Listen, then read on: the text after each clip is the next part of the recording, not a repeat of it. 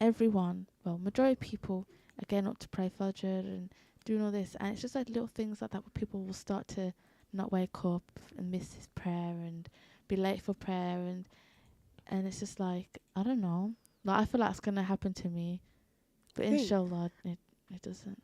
Inshallah, it doesn't. The one thing I think I've struggled before Ramadan, it would be, is doing the bare minimum, such as attending Salah. And that, even Quran as well. And I think the thing I've done in Ramadan, doing Quran, obviously reading it and actually understanding it, I think what I found beautiful was it gave me some sense of peace, to be honest. Like, it's genuine. And I think what we can do in order to maintain some good habits after Ramadan would be making sure we just stay on top of the little things, like little baby steps, and make our way around it permanently.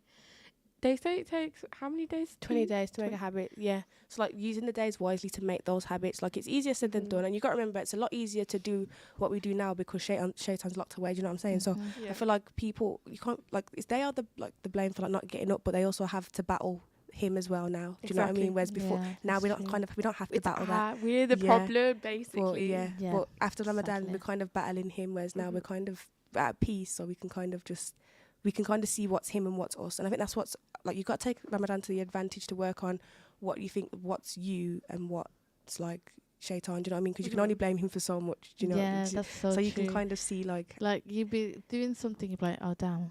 It's me. I'm the problem. Me? Yeah. I'm the problem. Yeah, and I'm just like, damn. But use Ramadan to see that. Do you know what I mean? Because then you'll know how to work on it. And it's time to it's basically like realizing. It's a month of realizing that there's certain issues that you do and that you need to fix on. Yeah. So it's like, take that and actually work on it, like you just said. But yeah, I think Ramadan come at a right time. I think it's helping a lot of people. People are still struggling. Like, it doesn't just make you better. Like, do you know what I mean? But a lot of people are still, like, trying to. Yeah. But it's still good. Like, I feel like your mind is at ease, man. When you haven't got that demon, just coming at you and, like, making you overthink and putting those thoughts in your head, you kind of feel like sometimes you do still have thoughts and stuff, but you kind of put at ease.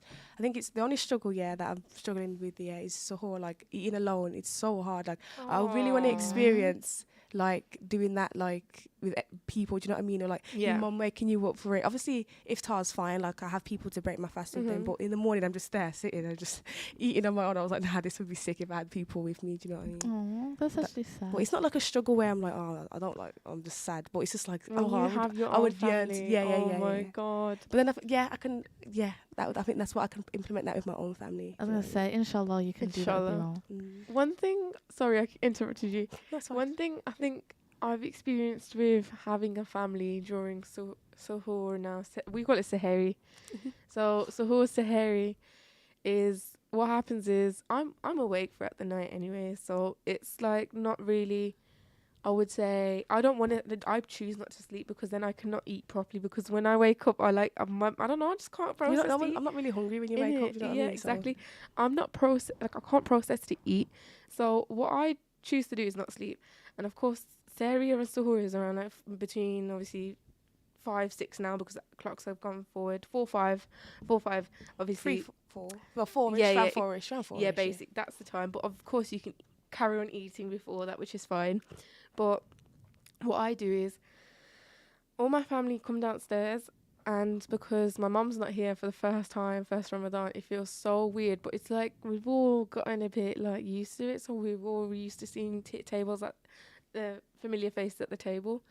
But you know what? One thing I want to speak about this Ramadan, the most saddest thing is being on bad terms with family members that you would think, you know, there are missing faces on the table, such as people's family members have passed away and they're not here to sit with us on our obviously tables, which is quite sad. And obviously may Allah make it easier for everybody that is either eating alone or doing things on their own. Allah is watching and you are being rewarded for it. Just please have a little bit more patience with yourself, and inshallah it will work out for the best for you. Inshallah. Is there any like comparison? Like, do you think you've grown since last Ramadan? Do you think there's anything you want to implement from last Ramadan? Like, I'm not as lazy. Like last year, I was I wouldn't say I was lazy, but it's a thing. I would pray Fajr and go sleep, or Bro, I actually do that now. yeah, or I would like just stay at home, not do anything, and then it's like it's not good that way, 'cause like you said, it drags longer, and it's like I actually wake up early. Like anyone that knows me knows that I'm up at 5 o'clock on the dot. Like I love waking up early. I can't help it, and it's like, what's the point of going back to sleep when you can just stay up, go gym, or read the Quran for a little bit, make breakfast, whatever. This is like on a normal day, not during Ramadan, but like don't go asleep. Like people are like, oh no, your day goes longer, this, that. No, But then bad it's like, idea. it's good. Like you've got more things to do. You could be feeling more like more organized, productive. Like if you wake up at 12, your whole day is gone basically. Like what you're gonna do? But I feel like have a little nap after after Fajr, because you'll be tired. You're not gonna want to be productive during the day if you're tired. So for me, like I'll sleep, but not to a stupid time. Like I'll sleep to a time where I probably would have got up anyway. Do you know what I mean? But then to make sure that I am like I don't sleep and wake up just before I need to do the whole. Do you know what I mean? I wake up to give me enough time before that and to be productive, because you should be productive. So if you are sleeping after Fajr, at least give yourself some time to wake up in the like make sure you wake up in the morning, not the afternoon. So I do get where you're coming from, but sometimes it's so hard and like you need that rest, because you won't process things properly if you're tired. You'll feel lethargic. You're not going to be bothered to do anything. So you need to make sure you have the sleep so you can be bothered to. Do you know what I mean? But I do get your point. I do agree. Like, everyone's different, and plus with Ramadan, time's messy. Like it's all over the place.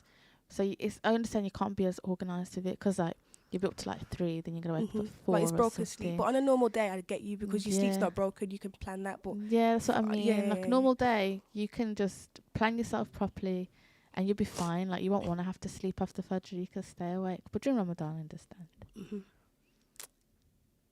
And for me, yeah, I can't really like compare the 2 Ramadans, because this one, like, I'm actually praying now. Like the last one, I wasn't a revert yet. So like for my comparison, it's just like I'm praying now. And the last time I wasn't really getting up for suhoor. Do you know what I mean? I was fasting, just like fasting the whole day, just eating at iftar. Do you know what I mean? Last Ramadan. Whereas now I'm actually doing it properly. Yeah. And like I kind of have more of an understanding of it. I'm not, do you know what I mean, of the month, and I feel connected to it, because I understand why I'm doing what I'm doing, and the things like, do you know what I mean? So I think that's like a big difference from last Ramadan.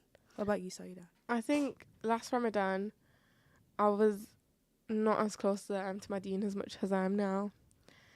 And this Ramadan, I've had a lot more sabr, patience within everything I've done.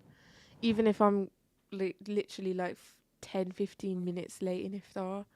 Like I remembered, I was out with my brother the other day, and we was just running errands, and we was like a lot, like half an hour late. And to be honest, it didn't bother me. I wasn't getting aggy with it, as in like I wasn't, no, I'm hungry. No. Genuinely, if you're going to do Ramadan, it's always, obviously it does hit you. You do feel your fast sometimes. Some days you feel your fast other than others, and you just want to eat. But it's like, I think last year I wasn't as productive in Ramadan. It's quite sad, to be honest, but like I'm quite proud of myself with how far I've come, because I want to continue like the good habits I've got, such as making sure I'm even getting up to pray all salas, because there's a lot of things that you yearn for, you want to pray for, and it's quite, to be honest, it's actually like quite scary as well, because you don't want to go astray. I don't know how to say the word astray on your path. I've noticed. I think the worst thing you want is going lost on your own path on this journey in Islam. So that's why you should never judge others. That's why you should never look down upon others. And I think we should just try our best, to be honest. But this Ramadan, I've definitely conquered a lot to get with myself. That's good. Subhanallah. Alhamdulillah. So what can we do in order to help ourselves and others around us to maintain these habits? What can I do? I mean, it's down to every individual, really. But I'm so sorry. Did you set targets, yeah, like goals and stuff, and I think that will help. Like we were saying last week, like journaling and stuff, like that can help. Do you know what I mean? When Oh I think yeah, I remember journaling during saying that. Ramadan, yeah, that like it helps so much, guys. Like if you haven't started, yeah, start now because it actually helps.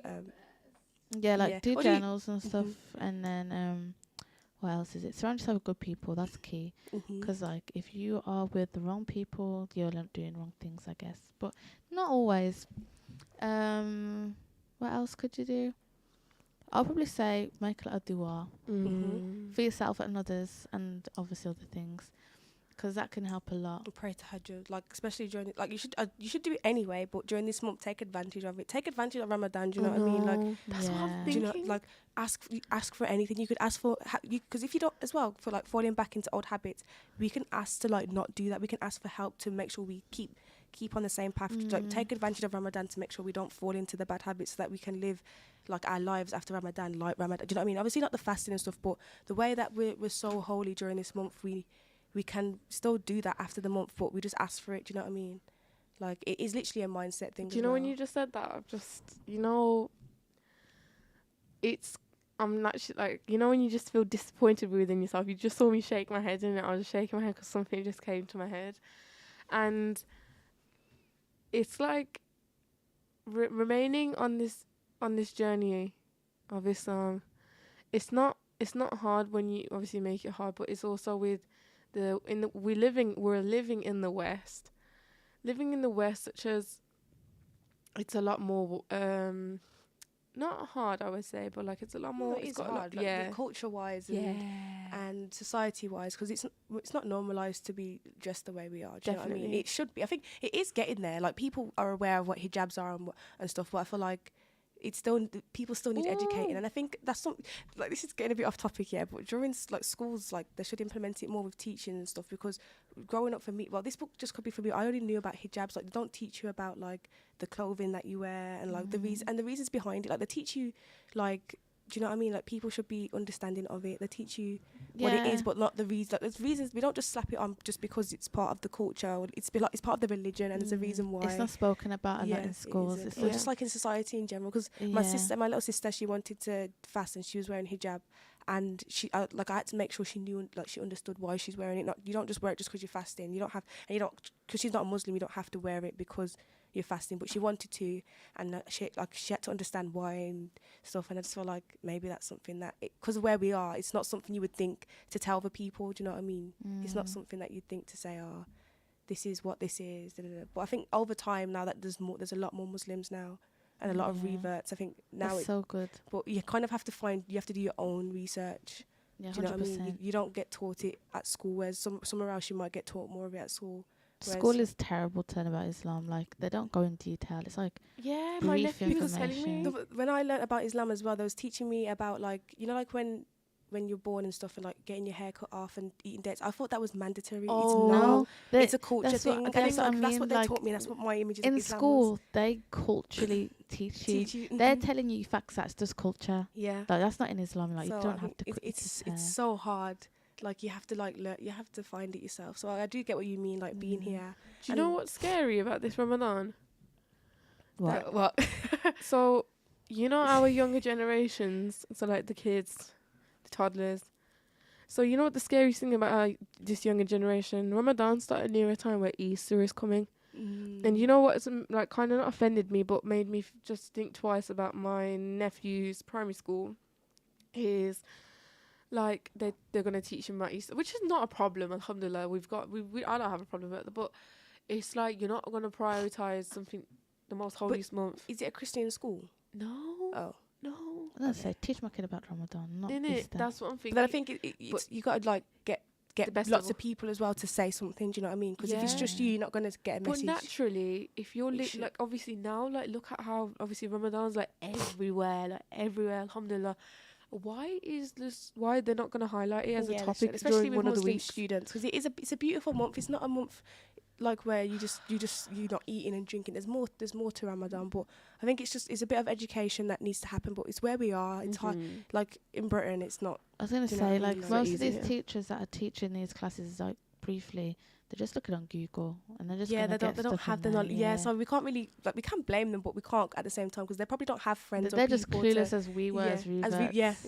So it's just something that needs to be implemented, and hopefully in the future it will be easier because I think I see a lot of people like from my high school. Yeah. They are really young and they want to pray. They're leaving their lessons to pray. Like my sister's in year 7 and the friends that she was with, they were leaving their lessons to pray. I wish I was like that, honestly. Same. But I think it's I think when you don't get a role model to see that happen. Like at school, like obviously I wasn't a revert, I wasn't a Muslim then, but I didn't see people going to pray in the prayer rooms. Whereas that started happening now, and I think because kids are seeing their elders do that, you're gonna want to do it. Like my elders are doing that. I want to do that. Like I've noticed Islam recently has been really accepted. It has. Like London with the lights and then and the football teams and stuff. Yeah, and then you've got all the shops with the little Ramadan sections. And it's like Asda's always had it. I'll give it to Asda. Yeah, Asda's always had the halal meat. It's the big Asda. Yeah, it's always said like, oh, happy Ramadan Mubarak, Ramadan Mubarak, Ramadan Mubarak. I'm just glad that it's been more accepted. Alhamdulillah. Especially in the UK, because we have more stereotypes and racism here. Do you know what I mean? So a long way. It's hard. It's very hard to have it here. Islam is growing fast here. We have a lot. I'm telling you that now. Yeah, it is. We've all come a long way, I think, with Inshallah. with Britain accepting Islam, of course. Yeah, we have. But guys, we will be continuing this. Like, we're coming up to a break. Not yet, but in a minute. You are listening on Ramadan Radio Wolves. Please message us and call us at 01902 972 150. You're tuning on 87.8 FM. Email us at info@ramadanradio.wolves. And you are listening to Defying the Dunya. So follow us on our social media. We will be back shortly. Thanks for watching, guys. Bye.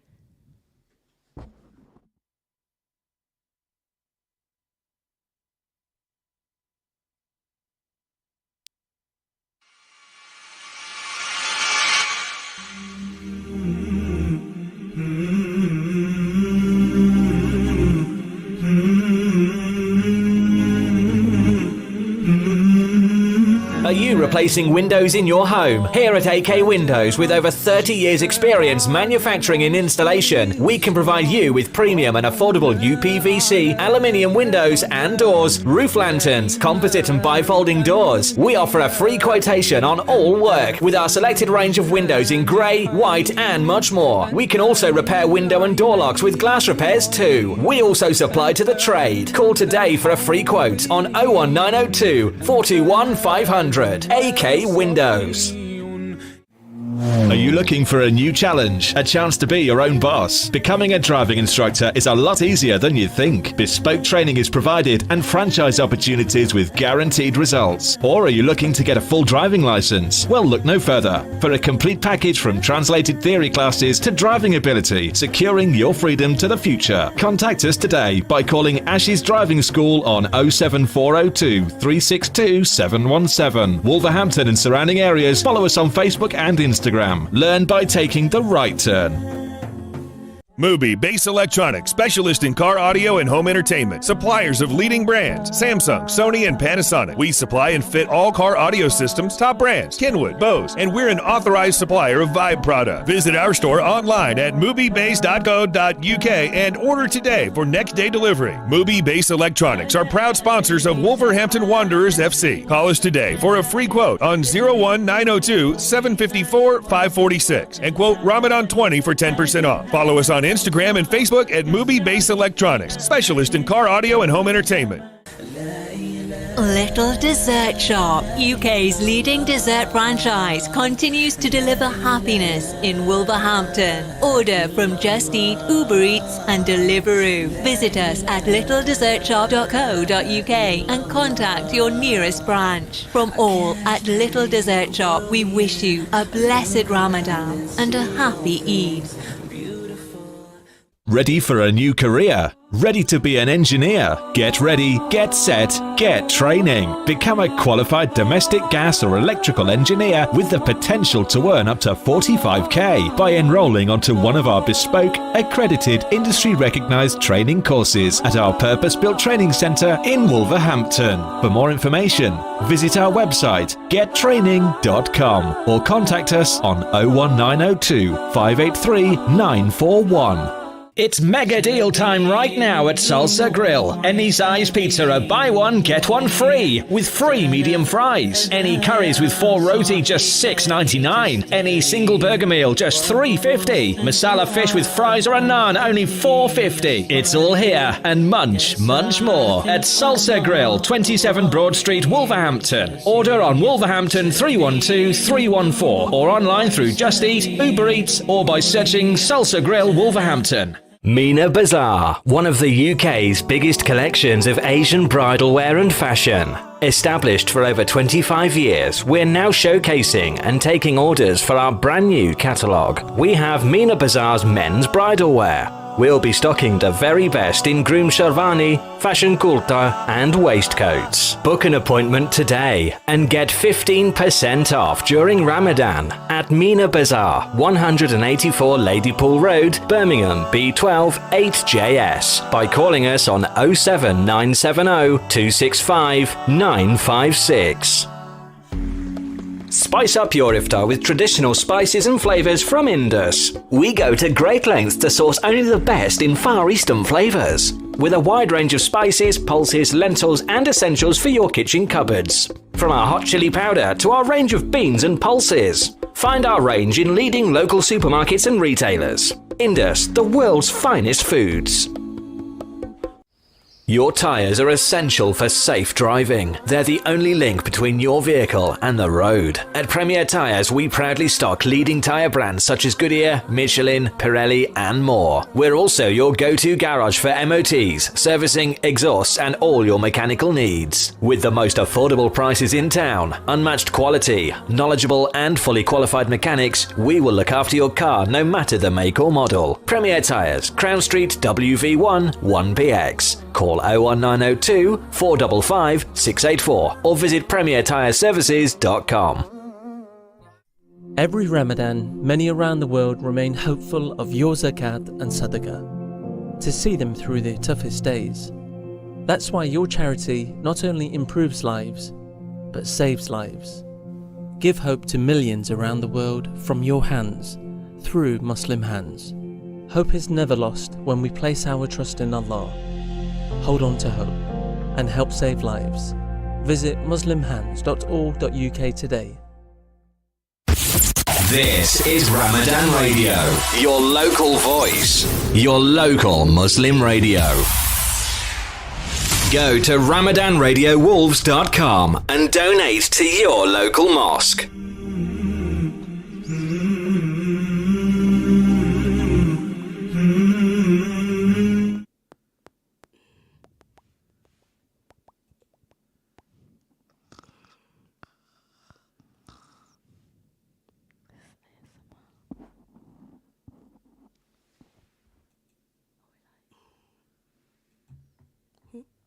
Oh yeah. Assalamu alaikum guys. We're Defying the Dunya. You're listening on Ramadan Radio Wolves 87.8 FM. Message us at 01902972150 and call us and email us at info@ramadanradiowolves.com. Right now we're going to touch on the topics of like gratitude and how, like we were saying, how to be productive during Ramadan. So we can like touch on how we've done that. Do you know what I mean? Like, Yeah. So yeah, do you want to touch on how you've been productive and like what you've done and stuff? With me, I've just been probably like just little things, cleaning up the house, reading Quran. Not really much. I'm not really leaving my house as such. It's just doing little things in the house. Like I've left my house. Like yesterday, I went out with my friend and Amma. Like she's like my mum, so I call her Amma. And we went shopping for Eid, and that went good. Just little Where did you go? I went to Allen Rock. Oh, Yeah. did you say that? When? Just like did you? Yeah. Anyway, carry on. Sorry. I don't know. I went Allen Rock yesterday, sorry, not today. And then it was just busy. I was like, ugh. But I found something after like going in like 20 shops because I couldn't find anything. So I got awkward body shape. So it's like things wouldn't fit in certain areas or it'd fit in like another area. And it was like so annoying because I had to like just like I found something really nice but it didn't fit me some way. And then I don't know, going off topic, but yeah, I didn't really leave the house, but I would try to. Like, I'm gonna try go gym now because I got 2 weeks off now, so half time. yeah. So I'm gonna try go gym early in the morning because I was gonna go early, come back, pray, and all that stuff because I don't want to go late in the night because I can't be bothered. That's like me, because but then it's like I don't think I can go in gym, like without anything in my body. Do you know what I mean? And then I could go in the morning, but then I'm burning it all off.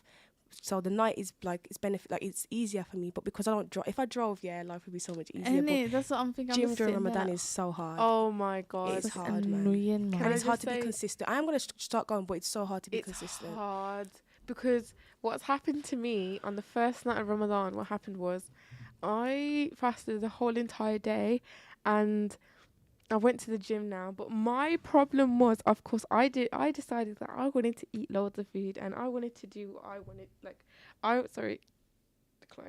I wanted to basically eat like anything and everything in front of me, which was my big problem. I decided to go take pre-workout. Bear in mind, you're not meant to take pre-workout 4 hours before sleeping.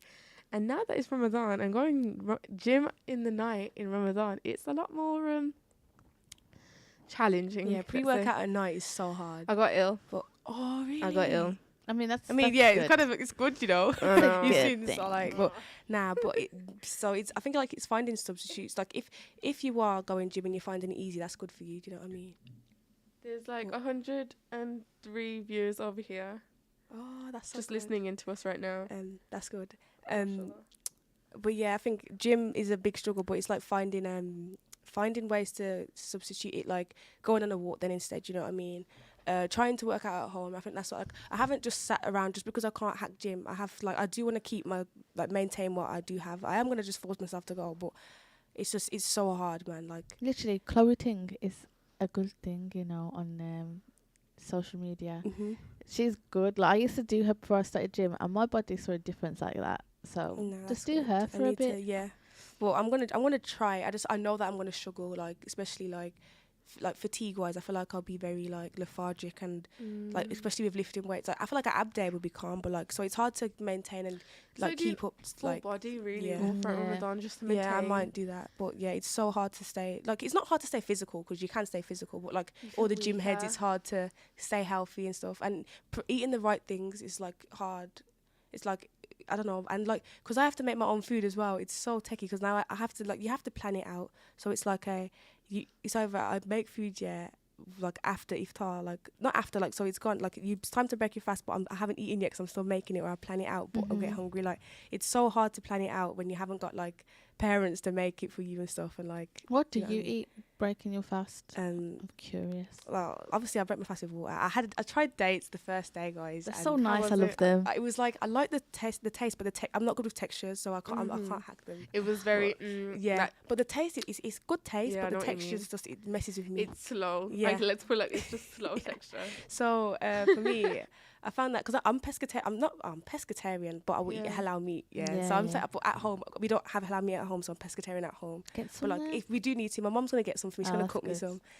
But so I've been eating I eat a lot of fish, and that's good for like in the morning, because it lasts longer. Do you know what I mean? But so I eat a lot of pasta, I eat a lot of fish, rice. Like I like to eat the same things. Like I don't switch it up. Yeah, that's same with me. Like once I'm stuck to like 3 meals, I'm cooking that. But I switch it up so I don't get like sick of it. But that's like I just eat a lot of fish, pasta, rice, and stuff like that.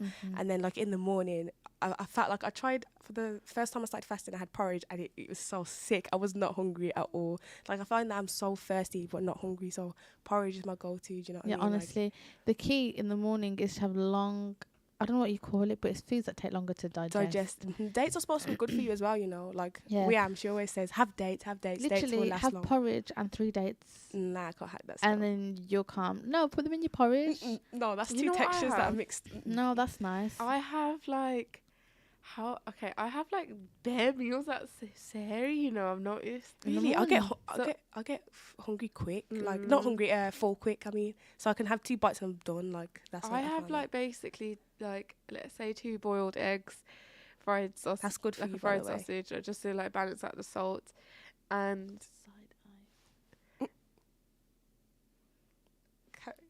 carry on. Side eye. Oh. Side eye. Someone's just asked, how's Ramadan going? Alhamdulillah, it's going well, thank you. Anyways, back to what I was saying, yeah, basic. And then after that, I have, I shouldn't have said that now. Anyways, 2 eggs. Yeah, I'm not gonna mention what I have. The chicken. It's hell. You can have chicken. Yeah. do you know? Anyways, so after that, then I have like this thing called, I think Pakistanis or I think the South will know. Anyone should know this. Penya. What's that? It's the beautiful dish. Like you have it with tea, you can have it with milk. It's like Oh, I've been making tea, man. it's I love like tea. it's like wheat. I don't know what it is, but basically you soak it, and obviously you can sometimes have it dry. I'll make you have it when it's actually leg. It's leg. Sounds Having nice. that for breakfast in Suhoor or Sahari is like a Ramadan like. You need to show me. I like having cornmeal porridge. Yo, I'm making that tomorrow. Oh, Cornmeal is love so. it. I feel like it's a Jamaican dish, Guys, guys. I got a question. Roofs off.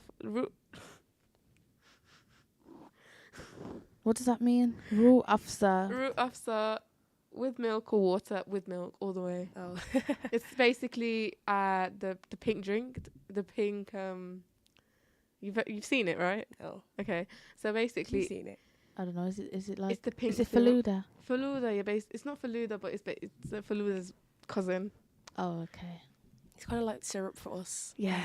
Do you know that There's Jamaican strawberry Syrup, one? yeah, because you can have it with milk or water. Do you know what I mean? Yeah. But cornmeal is, and I think cornmeal lasts long. Like it will last long in your body. Yeah. I Cornmeal. love cornmeal porridge is so good. Could do that right now. But for me, I found that I have like if I make too much for like dinner wise, I'll have that in the morning. Do you know what I mean? Like I'll just have it as leftover. I'll have cornmeal for my breakfast So, and dinner. That's what I do. Happily. What do you like eat?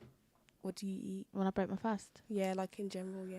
I can either cook salmon, rice, chicken. And you have to cook your own stuff in it. Yeah. I So like it's- cooking my own food. Nah, I do, but sometimes it would be nice just to chill and then get it.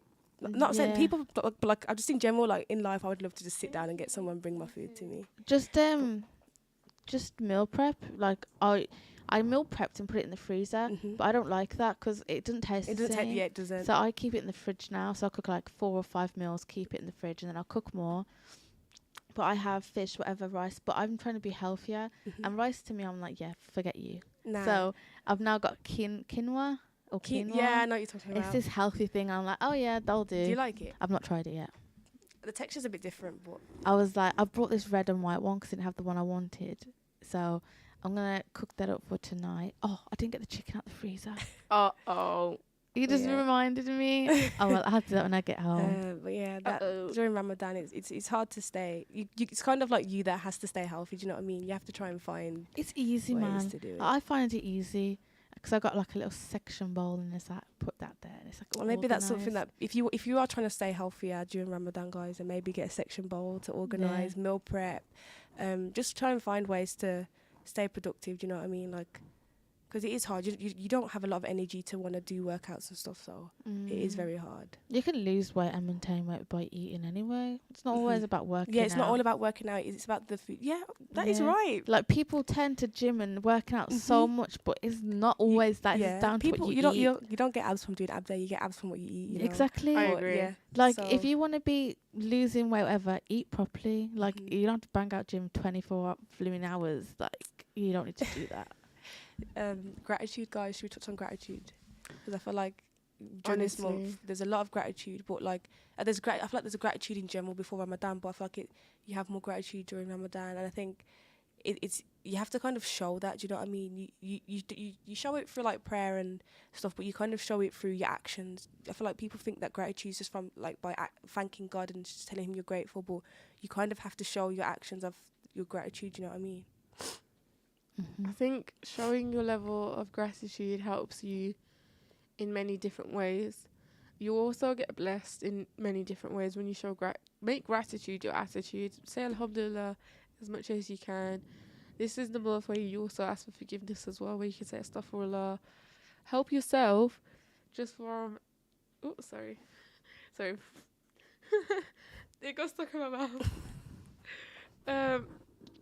Help yourself just from being grateful, to be honest. Be nice, honestly. Yeah, being nice. And I found that when I'm praying, right, and clean your mind, man. When you're praying, like show your gratitude through that, and then show it through anything. So yeah, that's how you can show it. Do you want to touch on gratitude, or like what like things you're grateful for? Do you know what I mean? Like, what are you grateful for during this month?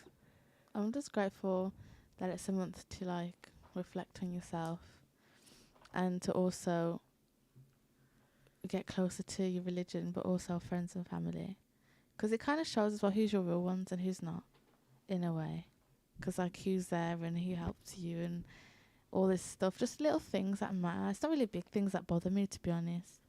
But one thing with me, I keep saying Bismillah. Like, it's not a bad thing, but it's going to think before I brush my teeth in the bathroom. And I'm like, damn, I can't be saying this. Like, and then when I say it, I'm like a stuff like, I'm like, oh.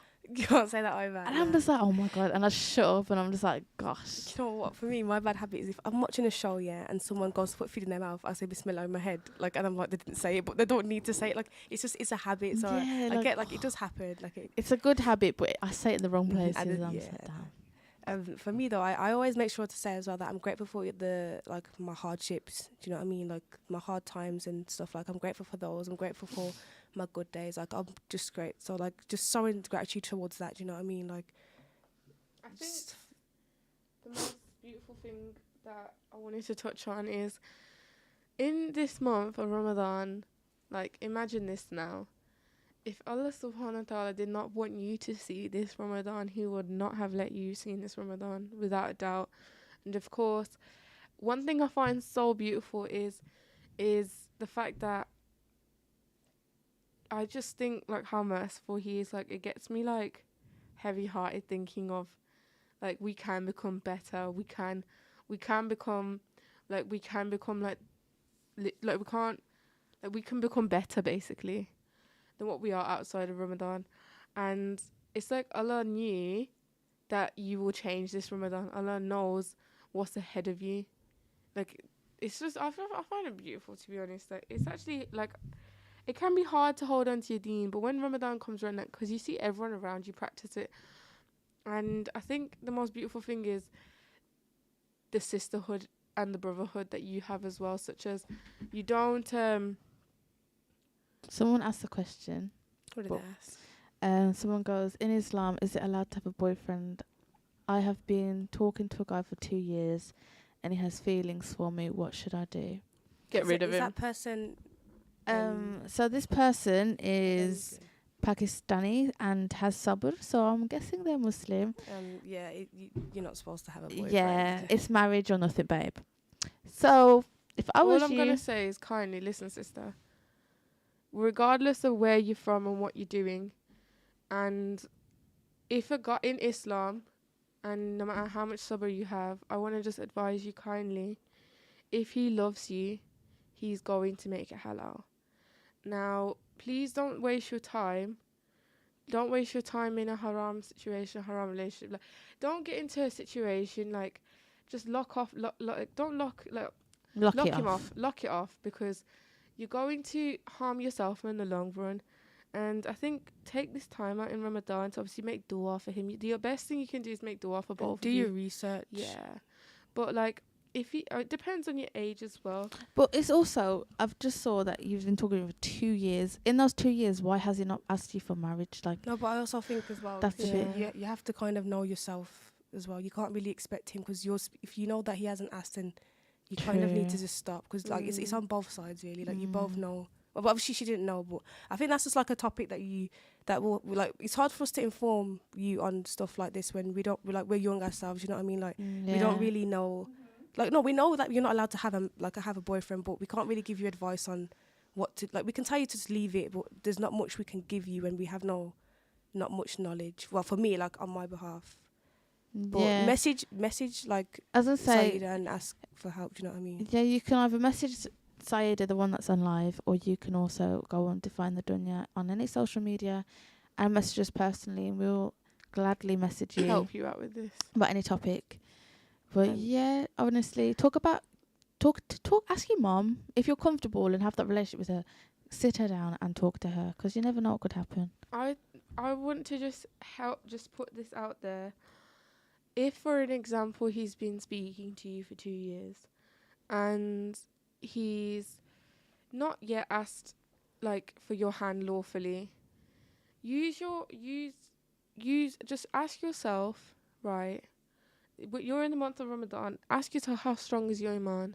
Now, your iman must be very strong, and I'm really glad that you've asked this question. May Allah make this easy for you, and of course it's gonna hurt it might hurt you to think like this, but save yourself from anything that might harm you, because things are haram for a reason, like such as like little things. It's haram for a reason. So just protect yourself, sister. That's all I can say. And just like, in order to touch on this more heavily, I think just message me personally on Instagram, because I think, yeah.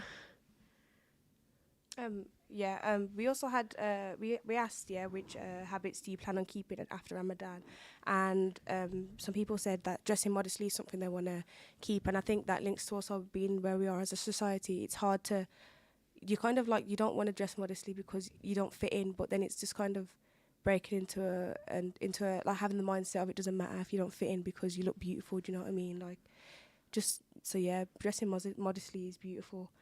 They also said abstaining from music.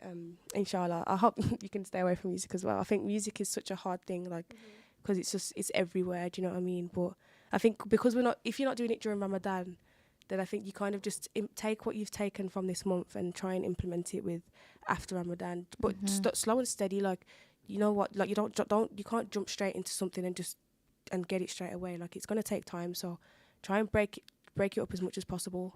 Do you know what I mean? Like. But I think we're lucky that we can listen to Quran, do you know what I mean? If we couldn't listen to it, it would be a lot harder, but we can listen to it. There's nasheeds. A lot of people don't really like nasheeds, but there's Quran, and there's lots of different reciters. You find the right reciter, and like, you're good. Like I said it last week, how I found my reciter, and it flows so well. I was going to say, if once like you find a good reciter that you like and you can listen to properly, it'll bring you closer so quickly. Because it's like you're listening to something you enjoy and you feel instantly connected. Because if you listen to someone that you don't like, you're not gonna be interested. Yeah. Is there any habits that you guys want to like maintain after Ramadan? Like, stop, like, do you know what I mean?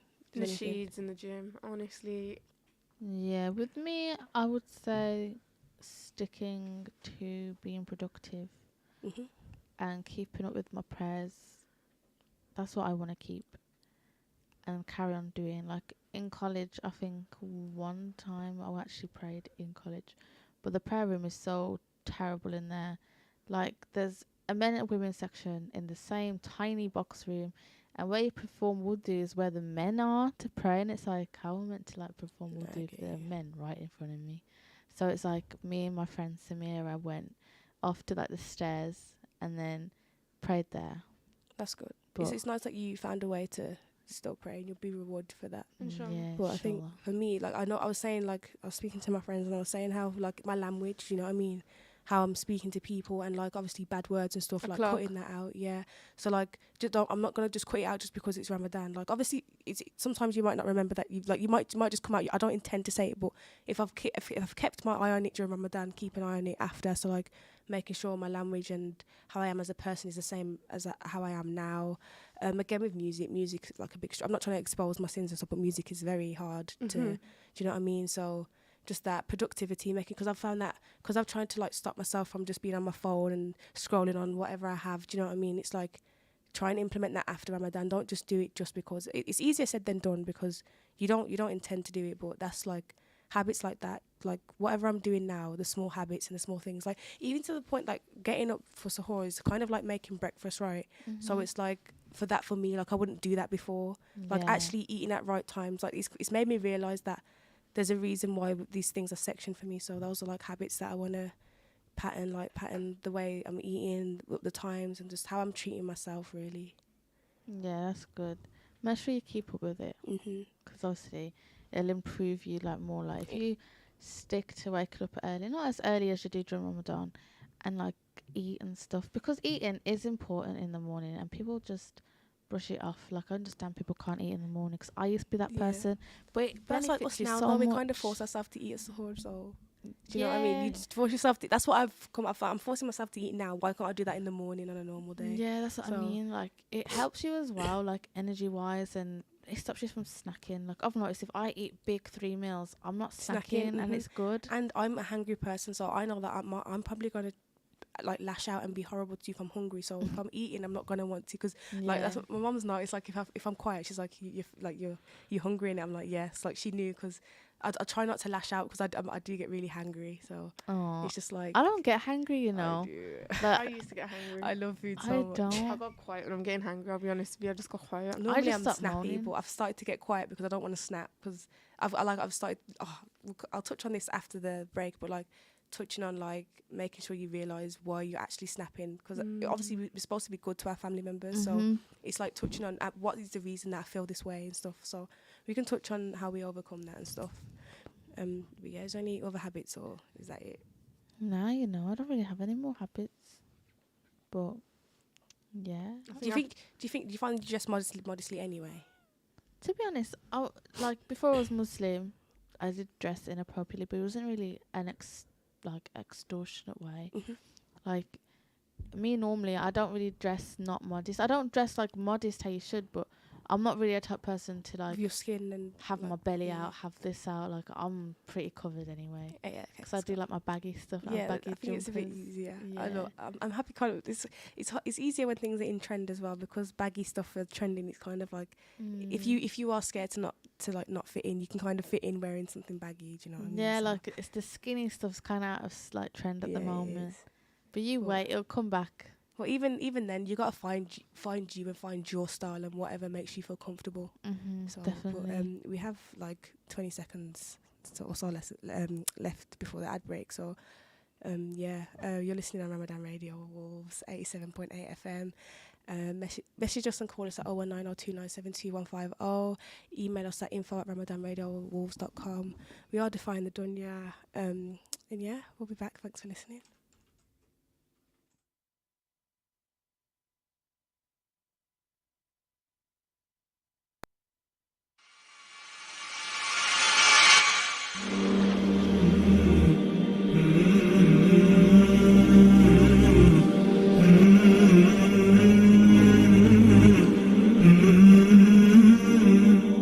The death of a loved one is a very emotional and challenging time for the family members of the deceased. Al Mu'min Funeral Services have been supporting families across the UK since 2005. Their professional, experienced and quality service ensures the whole process from release from hospital to burial is taken care of respectfully and efficiently. They also specialise in worldwide repatriations, assisting to take loved ones to Pakistan, India, Bangladesh, Iraq or anywhere worldwide. almu'minfunerals.co.uk, your trusted funeral service.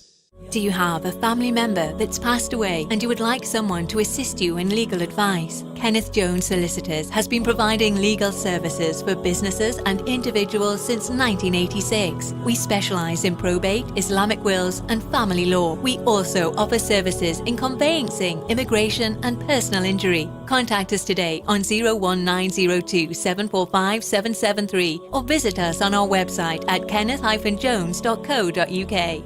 Betsy's Burgers taste flippin' awesome. Betsy's world famous burgers are coming soon to Wolverhampton and Wensfield. Prepare for sizzling hot smash burgers, bubbling mac and cheese, and sensational sides. Betsy's is home to undefeated crispy on the outside and fluffy on the inside fries. Dunk your Betsy's burger in a lava hot melted cheese and get a load of our loaded fries and mouth-watering cheese-filled onion rings. The king is dead. Long live the queen. Betsy's Burgers, coming flippin' soon.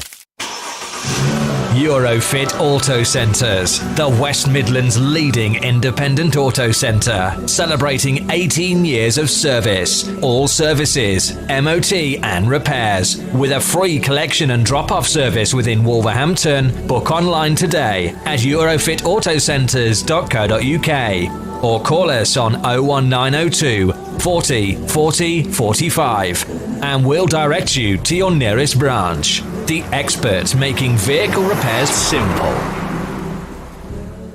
Are you in receipt of benefits and looking for cavity wall or underfloor insulation? Did you know, with Northern Gas Heating, you could get a free boiler with the insulation measure of your choice? Call 0800 083 1000 or go to northerngasheating.com to see if you're eligible. It's a quick and easy assessment. Northern Gas Heating, celebrating over 20 years in the industry. We're proud to be the UK's local central heating company. Feeling peckish? Treat your taste buds with a range of delicious snacks and flavours of the Far East from Indus. Why not try our range of roasted nuts, dried fruit, Bombay mix and flavoured snacks? Indus by AIB Foods. Available in your local supermarkets and varied retailers. Indus, the world's finest foods. Khan Builders offer a full range of building services, from major rebuilds to small projects, home improvements, kitchen fitting, plastering, bathroom fitting, extensions, and much more. We pride ourselves on providing a professional, caring, and high-quality service and always meet our customers' needs. Contact Khan Builders today on 07813 950 265 for a free quotation from Khan Builders. Pack Continental, your local best halal supermarket in Wolverhampton. Established for over 20 years, we pride ourselves on our fresh vegetables and fresh fruit. We have a variety of spices and lentils. We're also an award-winning Halal Butcher of the Year for 2 consecutive years. We supply excellent quality meat and poultry delivered fresh daily to our store. Visit us today at 1-3 Hunter Street, Wolverhampton, WV6 0QZ, or call 01902 717 792. Open 9am till 8pm Monday to Saturday and 10am till 6pm on Sundays. Do you need planning permission and don't know where to start? Whether you're planning on extending your family home or building a new one, Footprint Design Architects are here for you. With a broad range of experience in residential, commercial and industrial architecture, we pride ourselves in offering a unique, tailored service for all our clients. For more information, visit our website www.footprintdesign.net or contact us at info@footprintdesign.net. Ramadan's blessed days are the perfect opportunity to reach out to suffering families in the Ummah with our charity. You can do so by donating to one of Ummah Welfare Trust's many projects which are helping our brothers and sisters in Africa, Asia and the Middle East. In these difficult days, charity is one of the best ways to earn Allah's pleasure and protection. To give yours, call 0800 4 0800 11 or visit uwt.org. This is Ramadan Radio, your local voice, your local Muslim radio. Go to RamadanRadioWolves.com and donate to your local mosque.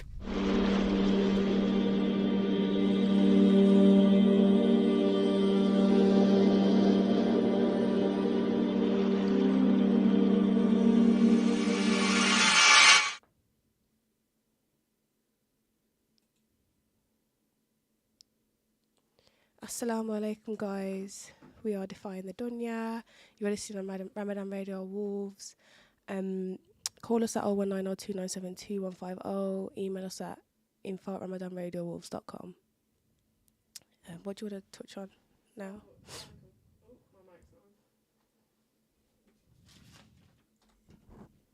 Assalamu alaikum, guys. So it's Saida speaking, and I think before the break we was talking about habits we want to maintain. Is it habits you would like to maintain after Ramadan? Maintain after Ramadan. I would say Quran and Salah, both things I want to keep on top of, and making sure I'm trying my absolute best, to be honest. I'm not perfect. I'm trying my hardest every single day. Like doing all of that wouldn't. I think both things are like easy when we make it, but when it comes to having making time for Allah, I think it's really important, as we can always do our best to better ourselves. And okay.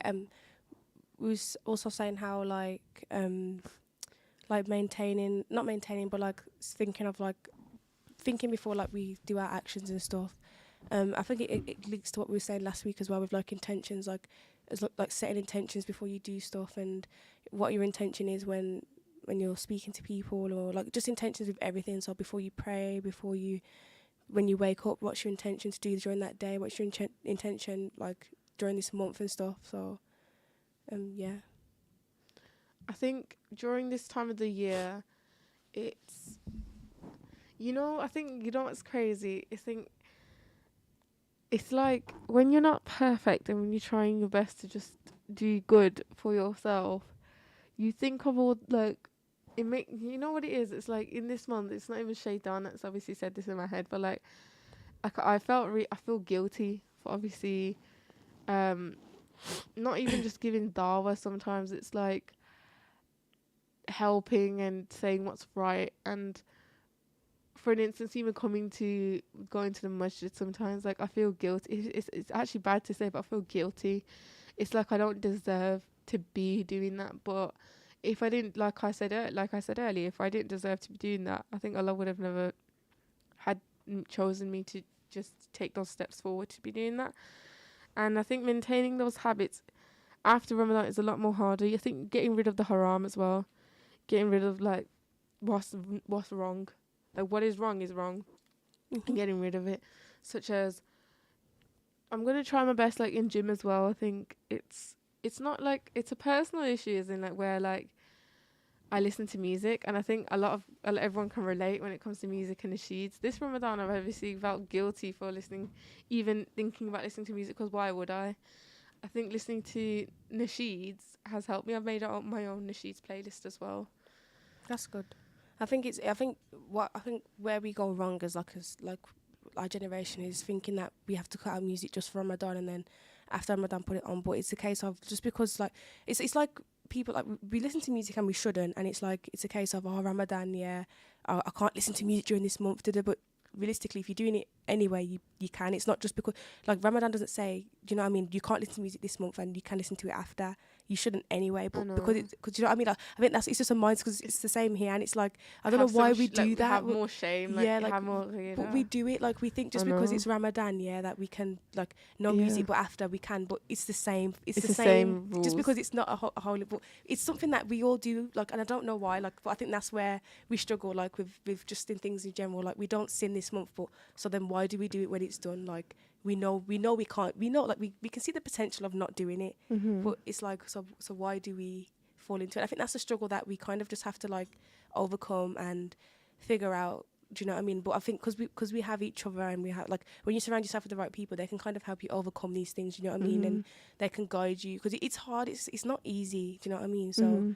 There's stuff like that, and like being deserving, like you should never feel like you don't deserve things, because you could be the worst person in the world and God could give you the best things ever, because it's his plan. Do you know what I mean? It doesn't matter who you are. Do you know, there's people that are beautiful people and they're so good, and they probably have got the worst right now, but it doesn't mean they deserve it. It's a lesson. Do you know what I mean? And like, but like, so don't ever feel like you don't deserve to be going to where you are and stuff, because we were saying it like last week. We were saying how being on here we felt like hypocrites, because we're preaching this, don't wake up at the, and we're like, but just we're not like that. We're not trying to say that we're perfect. It's like that's the hardest part. It's like, when someone either says to you, it's like, what's hard is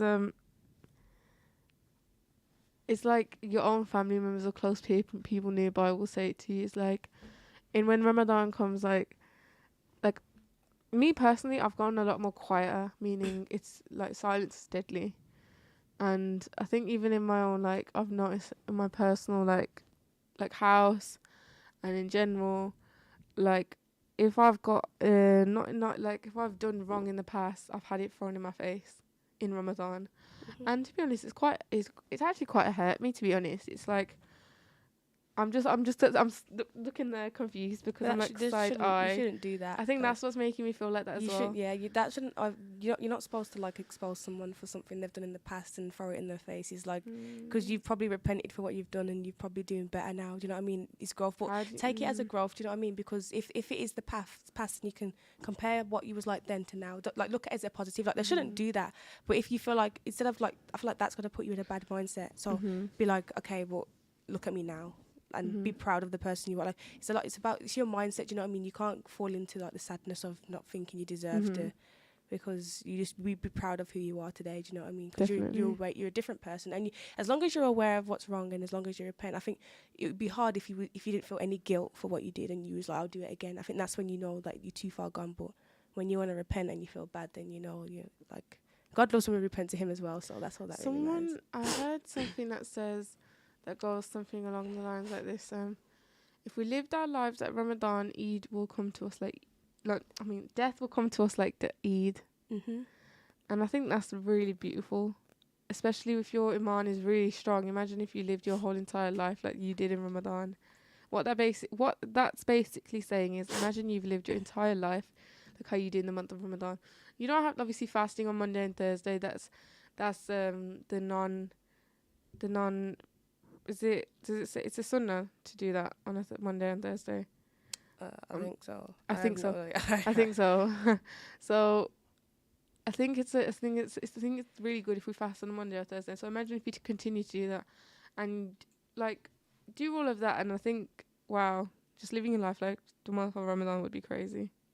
Yeah, would be beautiful. I think that will help with habits, like falling out of like you'll fall out of bad habits if you have a mindset like that. But you got to remember as well, we're not perfect. No one is, not even myself. I'll be honest with you. It's just I think we always put ourselves in a like and compare and think that we have to be perfect and that we have to do this, but we don't. Like we're going for our challenges. It's just the way that we approach it. Even everyone outside, like in like listening into this podcasts of ourselves as well. We're all not perfect. We're all struggling with personal things, and we sit here and try to advise others to the best extent we can. And do you know what's crazy? Like, even though I was feeling guilty today, like I feel not guilty, but I feel ashamed in myself. I think someone last week messaged me saying, just to let you know, I think I've taken my shahada, because I it said your continuous posts of Islamic posts or books or anything that you post or hadiths or the Quran that you read, it helped me. It interested me further and further. And to be honest, that really brought me down. I was like, wow. That is nice. I think maybe no matter how guilty we feel within ourselves, and maybe no matter how perfect we are, I think helping others doing like in a nicer way would it just helps in many different ways. But then I think as well, I was saying to my sister how with this pod, like, it makes me want to become the best person I am and like that I want to be, because I don't want to be giving people advice and helping people out if I'm not the best. You know what I mean? Obviously we're going for a journey to raising with each other, expectations. But yeah, like I can't be telling you what to do and be guiding you when I'm not even doing it myself. I want to like it will happen. Do you know what I mean? I will be telling people what to do and like not telling, but if someone asks me a question, I'll tell them something, and even though I might not be doing it, they might be good, but like for me, I want to be that person. So I think this kind of helps. Like if you are trying to become better, like you kind of think of how you would want to speak to other people and give them advice, and you want to like, I don't know, you just want to meet that standard. Like you're not always going to meet it, but I would never want to speak to someone about Islam and give them advice if I wasn't following it or like trying my best to be. So I think that's what kind of helps you want to be a better person. Do you know what I mean? But yeah, what about you? I don't know, to be honest. It's just, I don't know. Yeah. What goals do you guys have for like the future for like with Ramadan, like, and preparing? Is it Laylatul Qadr? Stuff like that, like those days, and like going mosque or Tarawih. Like I feel like obviously we don't need we don't need to. It's good for females to do it at home and stuff, but it is so nice to come here to pray. I saw videos this Ramadan, like females actually saying, I kind of understand why they say females should perform Tarawih at home, because the kids in the masjid, which is not a problem, but like when they're performing Tarawih, it's a lot more like challenging for us, like, because obviously our buyers and the kids trampling on them, jumping on us. It's just stuff like that, to be honest. But I do look forward to Laylatul Qadr, and I definitely look forward to. It's like, I'm so glad we've made it to this Ramadan, alhamdulillah. Yeah, same. So glad. Like I was yearning for it, and I was like, let me reach the month of Ramadan. Let me just reach it, because you can like not change, but like from how I was last Ramadan, I'm gonna just say this is a clean slate. Like I'm really proud of myself. I've come a long way, and that's good. And no matter how much guilt I have, and I will keep like you just said, I'm gonna keep setting the high expectations for myself. That means making sure I'm doing the best I possibly can.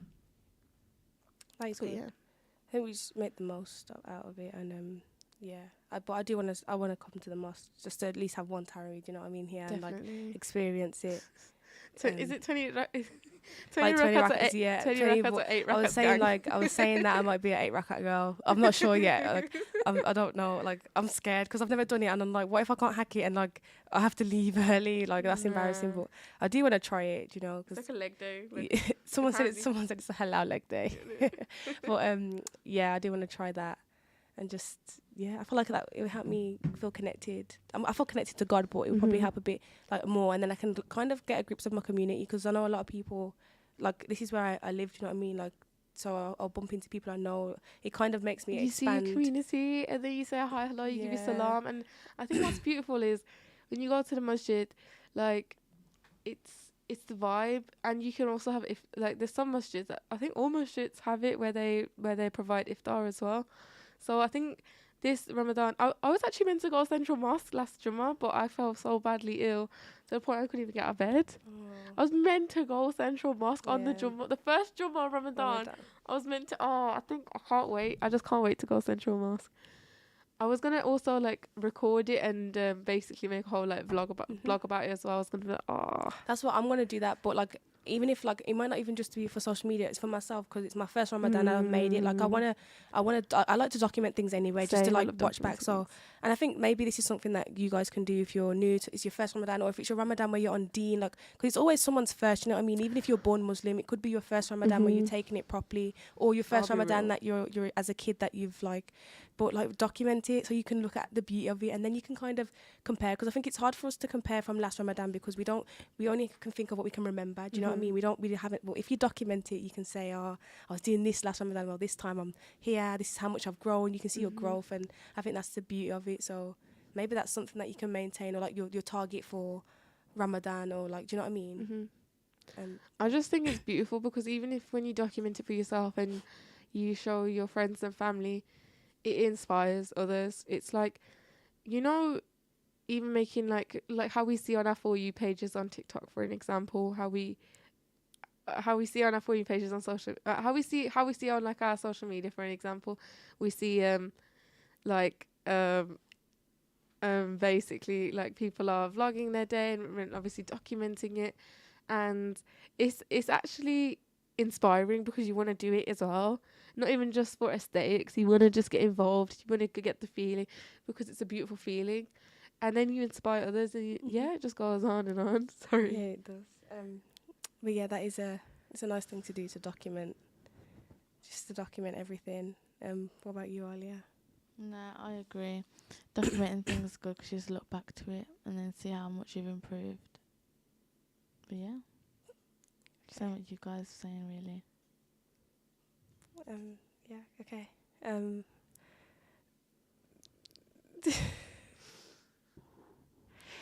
What about like going to the mosque? Do you think you'll go to the mosque a lot more during like? Maybe Like, not even just for Ramadan. I feel like we feel like we have to go to the mosque. Like, obviously we like, it's nice to go during Ramadan, but we can go after as well. Do you know what I mean? Like, it's not just for Ramadan. Like, do you think you'll go more than you have now, or do you think it'll just be the same? I don't know. I might just carry on. Like, I will go to the mosque there and then, but I'll probably just stay at home and pray and stuff, because it's mainly known for women to stay at home anyway. It is better. Yeah, it is. But I'll probably just stay at home and then just maybe pray here and there if I want to, because you feel more connected as well when you're in the mosque. Yeah, praying. I feel like that as well. But we was saying as well, because like with the group, we were saying like being on FaceTime and doing Taraweeh at home. Do you know what I mean? Like, if not all of us can come, like, we'll do it through like FaceTime. Do you know what I mean? And that way we can kind of feel like it's not a big connection, but you kind of, it's still, it's like you and your friends are literally. So that is something that if we can't do Taraweeh, like, that's something we'll implement. And that way we are all at home and stuff. Do you know what I mean? So that would be nice, and just or do it at each other's houses and stuff. Like, if you don't want to go mosque, guys, because I was scared, because if I was to go mosque to do Taraweeh, I'd be on my own, because it'd be this one, and like the people that I speak to wouldn't be coming with me, so I would just be a bit scared. Yeah. You're right. Yeah. Okay, I Are thought you you was sure? crying.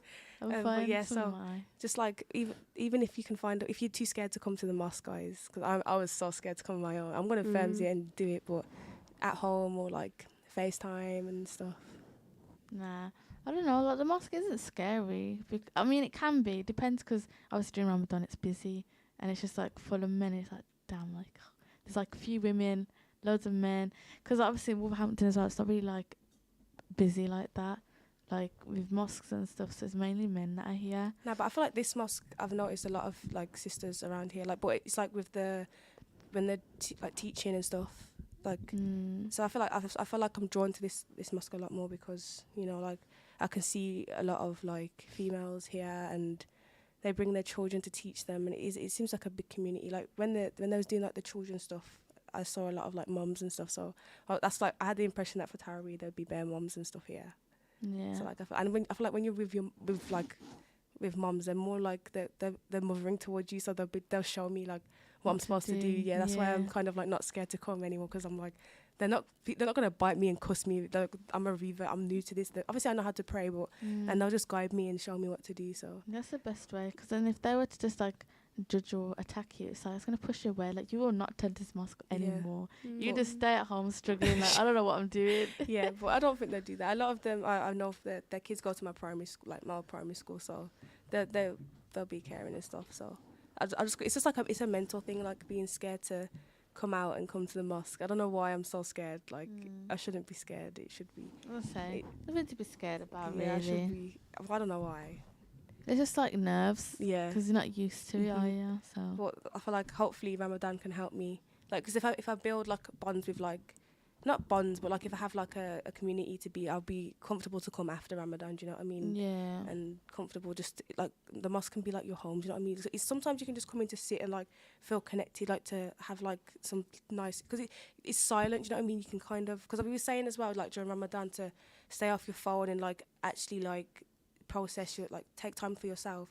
I feel like coming to the mosque will help a lot, because there's no like obviously when the adhan goes off and stuff, but that's beautiful. That even listening to that's beautiful, but just sitting in the mosque reading the Quran or reading an Islamic book and just like actually taking time for you, because I feel like I was going to do that at home, but because I have so many siblings and like there's lots of noises and stuff, like it's hard, and because not everybody else is like doing Ramadan, if they're playing music and stuff, I can't really sit and be quiet because I can hear music blasting. So like when you're at the mosque, you can like collect your own thoughts and be more organised what you want to do. Yeah, exactly. But like walks and coming to the mosque is something that I think will help with staying just stay connected, because it's a spiritual journey this month. You know what I mean? Being connected to social media and on your phone and stuff, that kind of blocks the journey, because you're just so invested in what's going on. Even so, like I feel like when you kind of disconnect from that, it's between you and God, and like you just, you know what I mean, you can process things a lot easier as well. Yeah, definitely. So yeah, and like with walks, just appreciating what we have, like again with gratitude, grateful for the trees that we have, or like the things outside the home. Like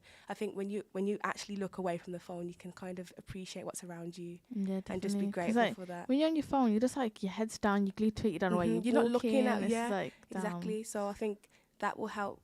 That is something that I'm trying to maintain after Ramadan, just appreciating my surroundings. Like I do try and make sure I thank God for like all the things that He's provided me, like the meal I've had, the house I'm in, like my family. But I need to actually appreciate it. Maybe come off that and actually spend time with them, and even with them, do you know what I mean? Because obviously if my younger siblings see me with my like on my phone, they're gonna be on it. So like just implementing small habits like that, like actually being present, like staying in the present. It's so crazy how a little device has so much impact. It has life. So like it obviously there's positives to it, because you can.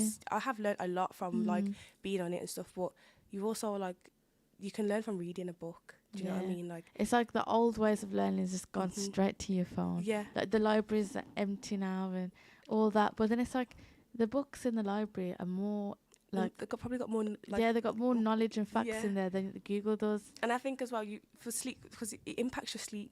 Do you know what I mean? It takes like 15 minutes to go to sleep after you've been on the phone. So staying awake, like looking at the ceiling for 15 minutes, you're not going to want to do that. So you're going to want to be on your phone longer, and it just drags. And I think that's not going to help during Ramadan. Yeah, when you need to get good, you need good sleep and stuff. Do you know what I mean? To be productive. So it's just finding a balance. Maybe read a book before you go sleep. That way you're still doing something, and like because you're reading and you just go straight sleep, it's easier for you to sleep or like before things. Like when I was younger, when Mum used to take my phone off me, I was so upset for like the first 2 days, I But used to then, take my phone off too. Oh my. but then, God. like, I felt better and more organised after a bit. Like, when I had my phone back, I felt so weird. Like, I just wanted to take it back off me again. You don't know how to adjust to, and so much has happened.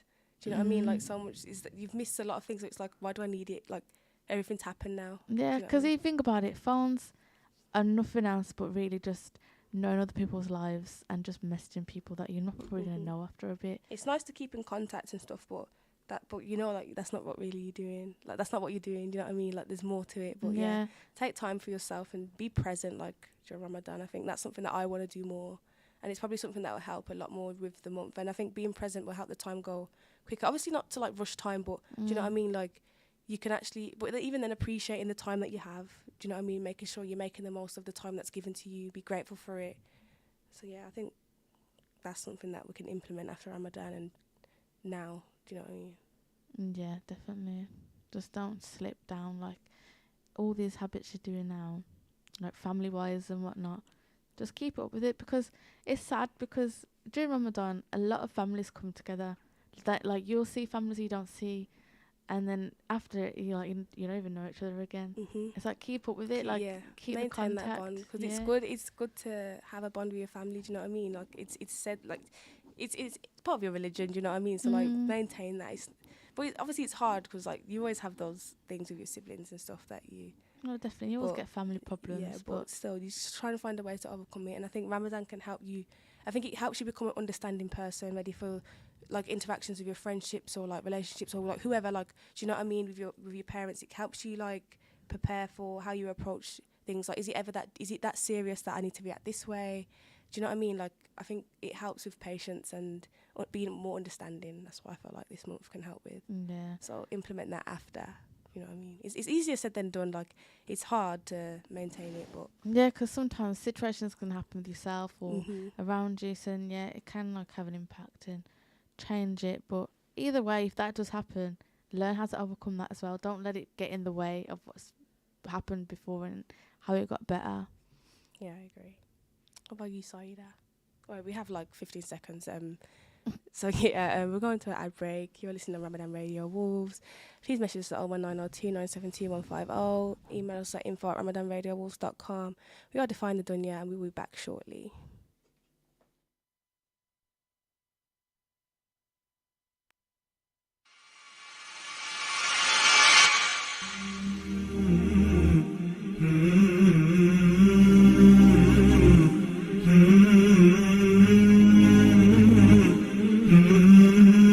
Are you replacing windows in your home? Here at AK Windows, with over 30 years experience manufacturing and installation, we can provide you with premium and affordable UPVC, aluminium windows and doors, roof lanterns, composite and bifolding doors. We offer a free quotation on all work with our selected range of windows in grey, white and much more. We can also repair window and door locks with glass repairs too. We also supply to the trade. Call today for a free quote on 01902 421 500. AK Windows. Are you looking for a new challenge? A chance to be your own boss? Becoming a driving instructor is a lot easier than you think. Bespoke training is provided and franchise opportunities with guaranteed results. Or are you looking to get a full driving license? Well, look no further. For a complete package from translated theory classes to driving ability, securing your freedom to the future. Contact us today by calling Ash's Driving School on 07402 362 717. Wolverhampton and surrounding areas. Follow us on Facebook and Instagram. Learn by taking the right turn.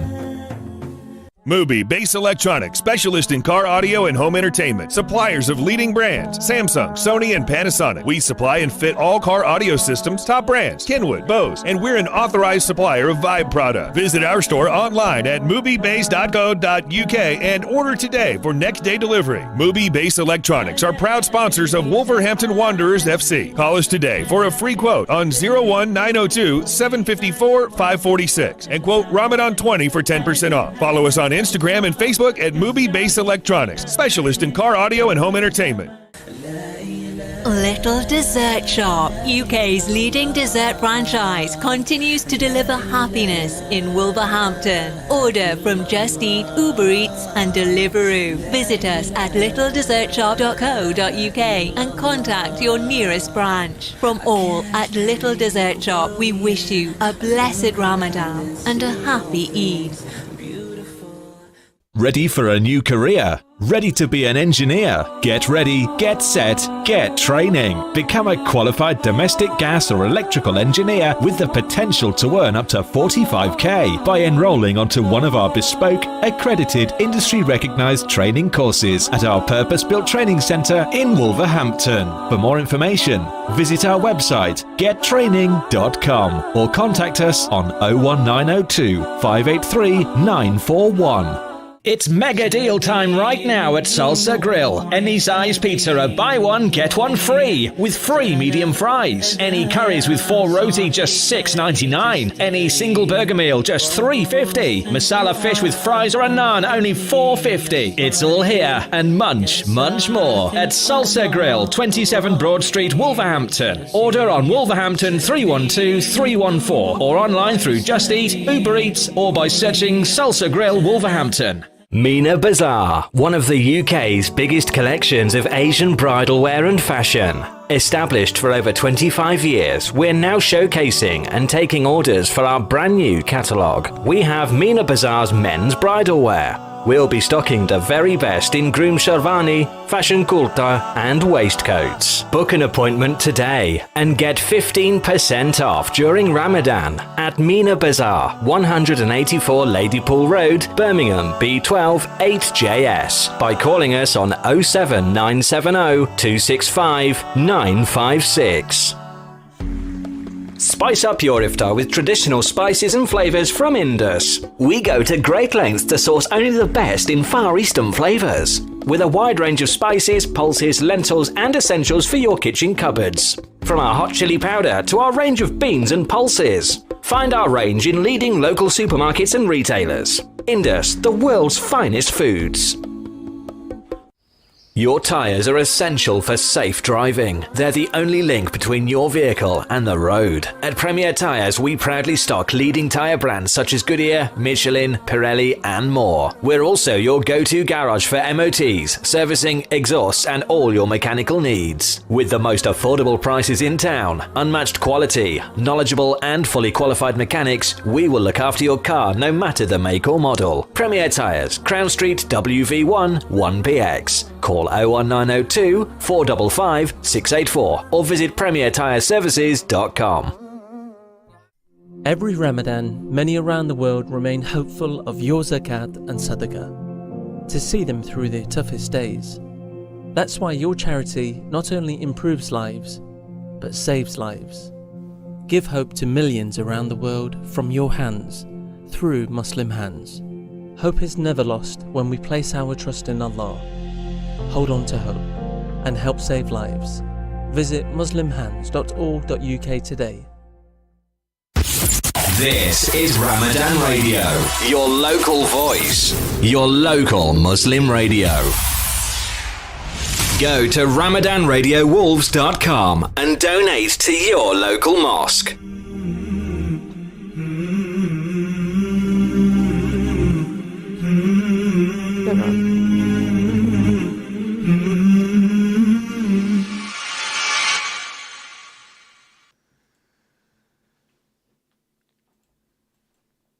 Assalamu alaikum guys, we're Defying the Dunya. You are listening on Ramadan Radio Wolves. Please call us and message us at 01902972150. Email us at info@ramadanradiowolves.com. Saida, do you want to start? Wait, oh yeah. We keep forgetting to introduce ourselves, but yeah, I'm Damita. Alia. Saida. But yeah, Saida, do you want to start with what you want to talk about? Most definitely. I just wanted to get onto the fact that I wanted to get onto the fact that we have Ramadan ending in around 18 days now. So we went from waiting for Ramadan to arrive to now the days are coming shorter. I think it was about 2-3 months ago everybody was counting down the days to Ramadan. Time does not wait for nobody. And that's one thing I've noticed. Ramadan is flying. We have literally 19 to 18 days left till Ramadan comes to an end.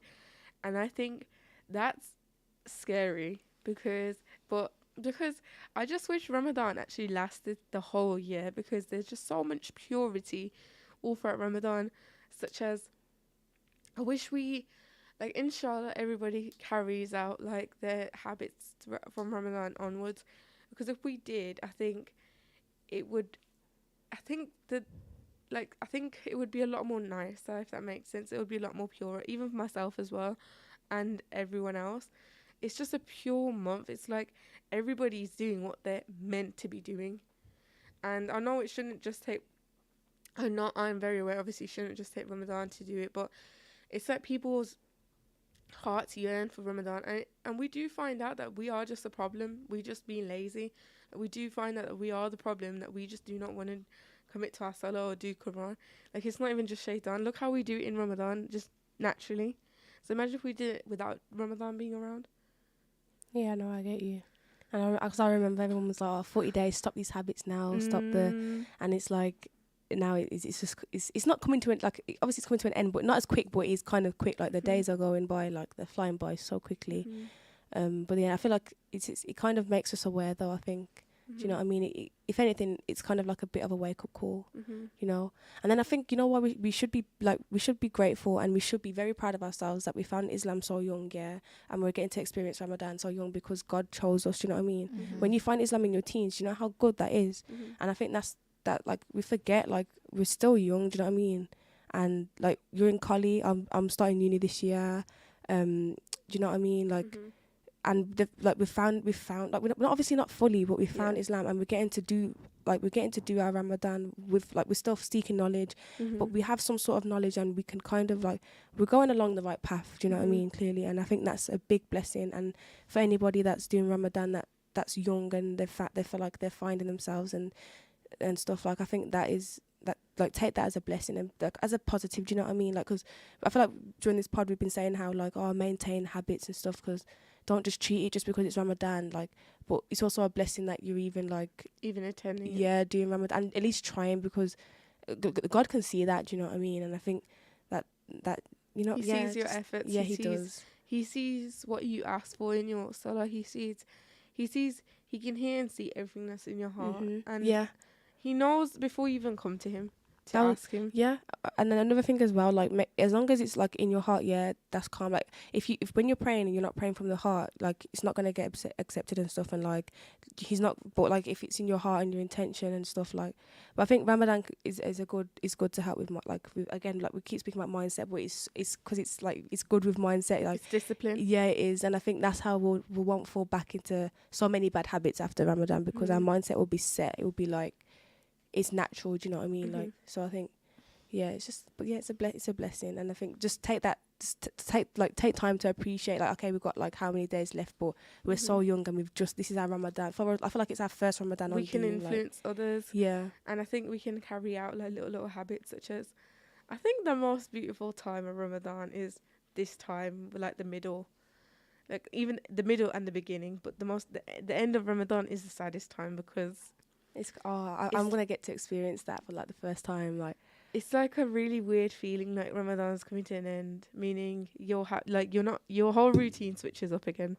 You're going back to the normal routine, and slowly, it's like everybody, like, turns the blind eye. Oh, Ramadan's over. Let's do. But I think it's again with being surrounded with the right people. Because I think you got to remember, during Ramadan, it's just atmosphere as well. The whole atmosphere. It is the atmosphere, but then I feel like, because, like, this is why we're lucky, because I feel like during Ramadan, when it's over and when it begins, we still have each other. Whereas a lot of people, they have Ramadan, right? They're surrounded with, like, people that are doing it with them, and then it's over and they're surrounded with people that aren't. So it's easy to fall back into traps when there's people that don't really understand, you know what I mean? And I think that's why it's easier for people that are already surrounded with people that understand, because you have each other to, like, pattern or like do it together. Whereas I think it's harder when Ramadan's over and you don't, because you know what I mean, you probably drift away from the people that you were surrounded by in Ramadan, and you're back to the people you're with normally, and it's like it's a shock. Yeah, and it's like, and old habits are just easier to fall into. So I think, again, just remember, guys, like, even not even just guys, like for us as well, just surround yourself with like good people that can help you and that understand, like, do you know what I mean? So yeah. Is there anything else like I agree with you. I do agree with you. Is there anything else you want to like touch on, say? What are you thinking? Anything? I don't know. Do you have anything to say, Alia? Oh yeah, But the surroundings, I guess, like, and I think if we maintain our surroundings, then after Ramadan, it would be a lot harder to fall into habits. So, yeah, and maybe write down bad habits. Like we were speaking about journaling, so we can go into depth about that. Like, have you done that? Like, I have actually a good idea for anybody that's struggling to have a productive Ramadan. So, what I've been doing is basically day before my next fast, if I can see it, inshallah. What I do is I do a checklist. So this is how I put it in, okay. So tahajjud and fajr, check. Okay, after fajr, of course, if you're looking to go straight to sleep, that's fine. And if you're not looking to go straight to sleep, what I've put in place for myself is learning a surah and reading 5 verses of the Quran, or even more really, until I go to sleep or until I'm done. And then I continue with my day, doing what I need to do, the you know, the Dunya day-to-day things. And then comes the Zahar, praying on time, praying Salah on time. And then reading some Quran after make sure you're doing dhikr as well, or throughout your Salahs as well, guys. And like making sure that make it a checklist that it goes accordingly to all prayer times. And you will have, like, honestly, the day will go faster, and also you're educating yourself Islamically. You're also not only just learning about surahs, but I've also started learning about prophets and etc. Like learning the stories and reading the Quran at the same time. It's helped me really get close to my deen so much. And I've ticked it off, and it makes me feel more organised. And then learning, you've got 5 salahs, of course. Now, you got 6, including tahajjud if you're praying tahajjud. And if you recite one surah or learn or study one surah per salah, like try and make time, even if it's a short surah, it's so beautiful. It is so beautiful because you're giving the understanding to yourself. You don't have to learn how to recite it, but you can do that later on. But understanding the meaning of the surah and annotating, I think that's so beautiful. And then learning about prophets as well, and then helping out with iftar. By the time you've done obviously your routine, you've gone college, you've done what you need to do, you've done your best basically. You'll have the best, like your Ramadan will be so beautiful, and you can probably continue that even after Ramadan. yeah, no, I agree. I feel like it's easier for us to speak about our days now and like what we're doing, because I think that way we won't like be stuck to what say like. You are overwhelmed. I feel like I've set myself targets to learn short surahs, because obviously I do know them, but like I always say the same too. So I feel like if I set myself a target to say more, so that when it, like for like 4 rakat prayer, I say it for each. Do you know what I mean? In that way, because I was saying last week how I struggle with like staying present, and your prayers aren't accepted when your mind's going to different. Do you know what I mean? So Brianne was like, she says that she does longer surahs, but for me, I found that just learning a new one, because it's like new to me to do, because my mind's focused on like getting it right. I'm not thinking about anything else. So that's my goal, and I think that will help after Ramadan. Do you know what I mean? So like just learning those surahs, and then with Quran we were saying read 4 pages after like your prayers, and then but for Isha it was like 5. But for me, like I don't like it ends on an odd number, so I like to. Same. So I can't. I've been I'm reading not specific 6 with how much I'm reading. Oh, that's one thing I've noticed. Like I'm not specific. Like I just do it. Like it's just enjoyable. No, I get you. It is enjoyable. Like I just ended up going off like over the target. Like and I remember it's not mandatory for me to like read a certain target. So I have like they're all on a certain judge, and I've kind of just but yeah. So like even just reading the like after your prayer, if you have the time, just do it, and like it works so well. And like I was saying last week, because we were saying like with the English translation, you don't have to do wudu, and you can be on your menses and you can still catch up. That's how you can stay on deen during your menses during this month, because you can still read the English translation.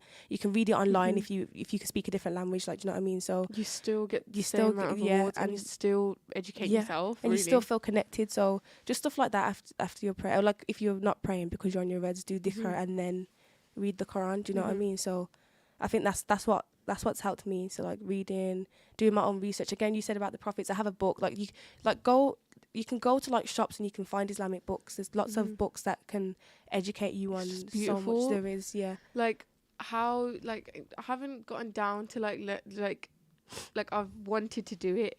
I've written down at the back of my Islamic studies book like how many prophets are, and all their names, and what I want to I'm going to make it fun for myself. I'm a visual learner, so what I'm going to do is I'm going to make like I think it's a bubble. No, how was that thing called?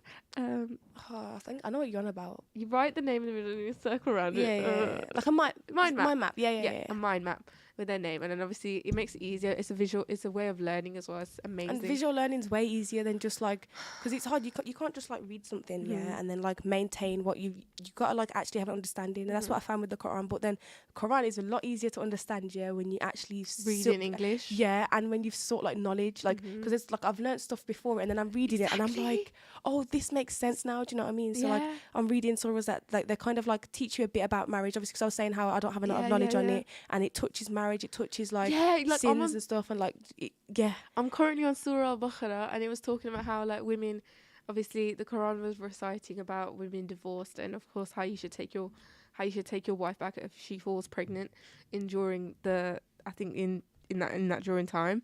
And I there was just a lot of stuff I didn't know, but I knew, and it makes me feel absolutely confident, like not confident but connected and good when you understanding it. Yeah, no, I get you. Yeah. Well, so just actually, but I think because obviously we used to have like the sessions that we did. They'll be coming back soon, and I think it'd be nice to implement the sessions on here when we do them. But like that helped when I started reading the Quran, because I've already kind of learnt a bit of it. It was like I'm reading the book. I feel connected. I understand what's being said. I understand it. So just helps. I think guys, if you are struggling to have productive Islamic days, I'll say make a checklist. Yeah. Make a checklist throughout the day and tick it as you go. You feel like you've accomplished a lot. Like, I'll be honest with you, there's one thing I've not accomplished though. I was actually annotating and trying to learn Surah Al-Mulk. Please tell me why it's almost taken 2 pages. It's almost taken 2 whole pages because I'm writing the recitation of it in English. And then like I've not even started the annotation or the translation. No, that's what I found with me. Like I have to actually have like a whole like a good period to actually start like when I'm writing about what I'm learning and stuff. Like it is so hard, and for me, what I've struggled with like actually making sure it's understanding, because I understand certain words, but what word means what, especially like so I don't want to make sure I want to make sure I'm not saying it just because, do you know what I mean? I actually want to make sure I understand why I'm saying it, but it's so hard because I don't know what that like. I do know some words, you know what I mean, but I'm saying it like, what word is the actual word in English? Do you know what it is? I think when I actually get onto learning the Quran in Arabic or Urdu, maybe I might understand the meaning of the longer surahs. Meanwhile, the short surahs are easy, like they're fine. We'll get back to them. But I think we covered the backstories of them. That helped as well. We need to do that more. But sorry, carry on with your point. No, that is so true, because learning the backstory of a surah is because you knew the Quraysh, you knew like you made sense to you, because that was one that stood out for you when we was learning Surah Al-As as well. Yeah, and you kind of understood, and I think when you learn the backstory, maybe that's something that you guys could implement. Yeah, like it helps. And then even if you don't understand it word for word, you kind of know, oh, I know this surah that the backstory is da-da-da. So I think that is something that will help, because then maybe your mind will be on that instead of on different things, like, do you know what I mean? So I think it's beautiful if we learn the backstory of a surah, because not only you're not learning the surah for the sake of it, but you're actually educating yourself to why the surah exists. Why was it sent down to us? And when there's for the longer surahs, I think don't be hard on yourself if you can't complete it, because you'd rather learn the backstory of it. What I do is I write the surah and then I study the backstory of it, because if I write it down, at least it's all written out now. And then I think for the longer surahs, when I look into studying like the Quran in Urdu or Arabic, I'll know the meanings for the longer surahs. Yeah, that makes sense. Yeah. But yeah, guys, please make a checklist if you are struggling to have a more productive day this Ramadan, or in general. There's also such as for Jummah, when Ramadan is over, or for other days that you get off. What about you? What things will help you like during this month? Do you think are you like a checklist person, or are you different? Because some people like probably don't like it visually. They probably like to do it differently. Like, do you know what I mean? Or like, are you? With me, I'm just like, I've got a journal that you fill out, and that's more like your prayers, how much you've drunk or you've ate, just like normal things, just to keep on track of what you've been doing. And then that's all I do really, is just journaling. Like, I don't physically like record or have my own, because I just find that I don't find it harder to do, but it's like you have to do it yourself, so it's easier when you have like a journal that's already sorted. And then reading the Quran as well. I do write what I'm reading and what I've learnt, and I have a book as well for that. So like what like you guys saying, the backstory, the translation in English and Arabic, because then it also helps you recite, but then also know what it means, and also the backstory of it. So that's helpful for me as well, because then at least like if you want to just educate yourself or something, you know you wrote it down in your own words, and it's more understandable for you. So then it's because it's you doing it. Do you know what I mean? So like you know why you've written that. Do you know what I mean? So like, if it was someone when it's someone else's writing, you don't know exactly. Like, if I was to read your notes, I might be confused. Yeah, but then, obviously for me, that makes sense. Yeah, but then I read mine. It's like we both talk about the same thing, but we write it in our own in a way that we both can understand, and that's something that you have to implement, guys. Like with, like when you're journaling or with anything, like when doing tick lists and stuff, do it in a way where you can understand it for you. Do you know what I mean? So that it's easier for you to, because there's no point writing down something you see online, because you're just gonna like no point there's doing no that. Do it in a way that you can, so it's understanding for you, because then you kind of get a better connection to it and an understanding. So if you understand what they're writing online, because we do use a website, I don't know if I can mention it, but we do use a website that has the translation and the backstory. If you know you can read that and understand it straight away, then go ahead. But if you're a bit confused in certain wording or whatever, then change it into your own, because then it's like you're writing notes for nothing, because you're just looking back to be confused. Yeah, again, that makes sense. So it's like, do it in your own words. Like, don't copy anyone else or any website. And I think this is like not different, but like this is for like recitation, because that's like digitally you listen.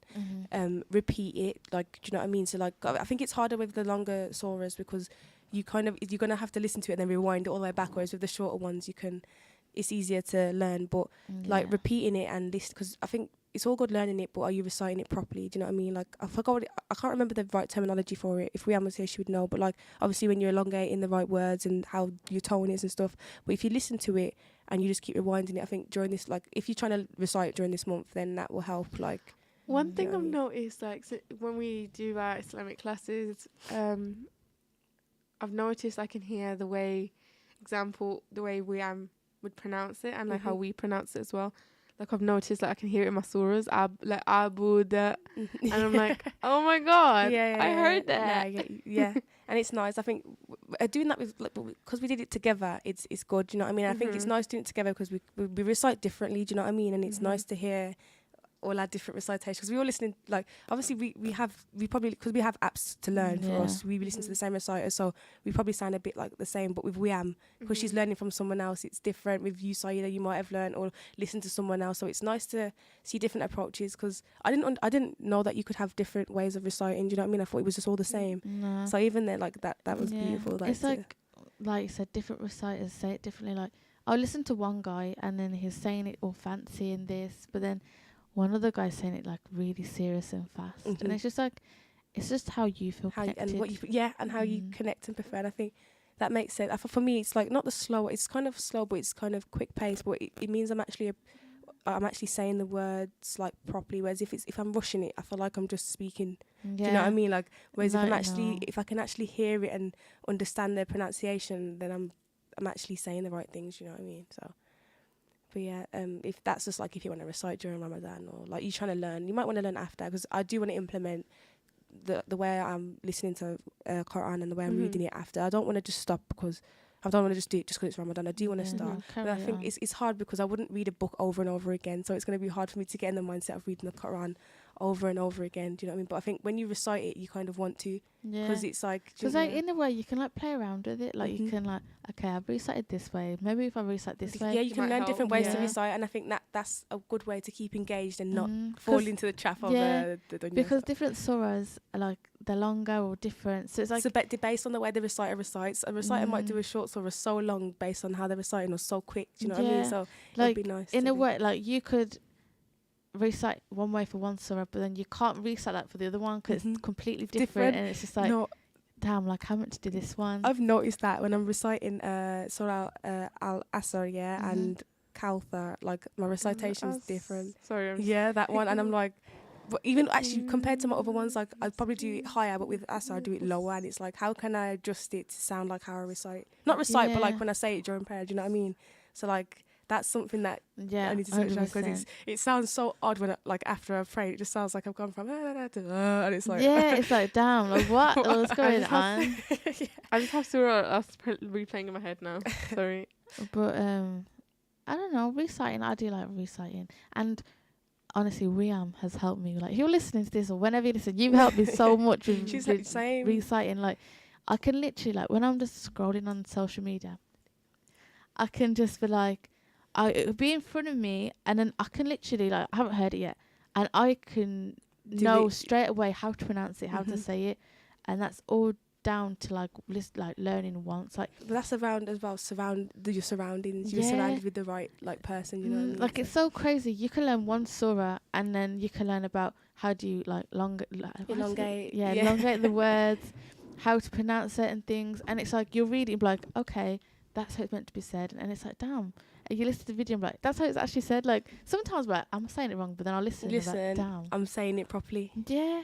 No, I get you. But I think that's it's the beauty, and I think it's kind of God. You know what I mean? Because He's making it easier for us. Yeah, like honestly, some people make it hard for themselves. Like, look at the little things, like they know the little dashes where they are put. And that on the app that we use, it has it's like a E, but it's not an E. To know that it's like I don't know how to. Do you know what I mean? Like throwing like it's weird, but it's like stuff like that. Just it kind of is there in front of you to help. Like you grasp it and you understand, and then it's like it makes the whole thing easier. It does.